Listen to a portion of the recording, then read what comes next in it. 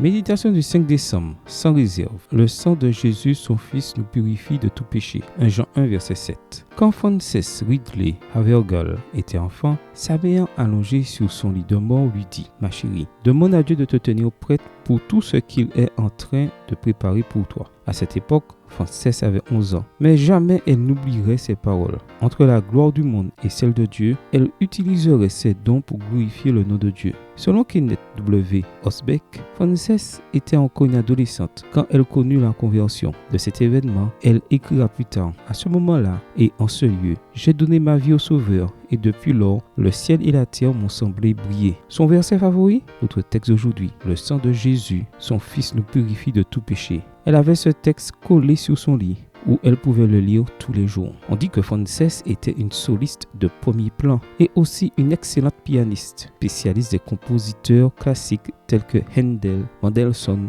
et Beethoven. De plus, elle parlait couramment l'anglais, le français, l'allemand et l'italien. En d'autres termes, elle avait tous les outils pour triompher dans le monde, mais elle préféra chanter pour Jésus. Et c'est ce qu'elle fit durant sa courte vie. Un jour, elle alla en visite chez des amis pour plusieurs jours. Là, elle trouva 10 personnes, certaines non-croyantes et d'autres chrétiennes tièdes.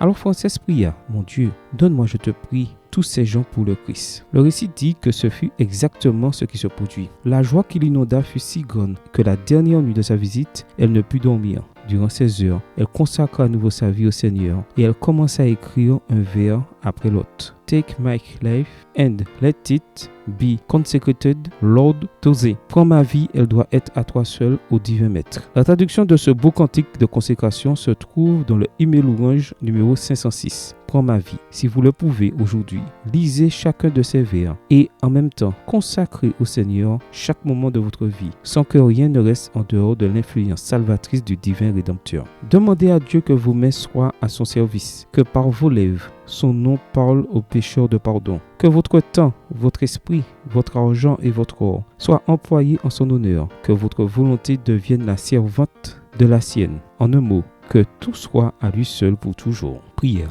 Jésus, ma vie t'appartient, mais aujourd'hui, je veux de nouveau te la consacrer sans réserve. Utilise-la, Seigneur, selon ta volonté et pour ta gloire. Amen. Bonne journée à vous et que le Seigneur vous bénisse.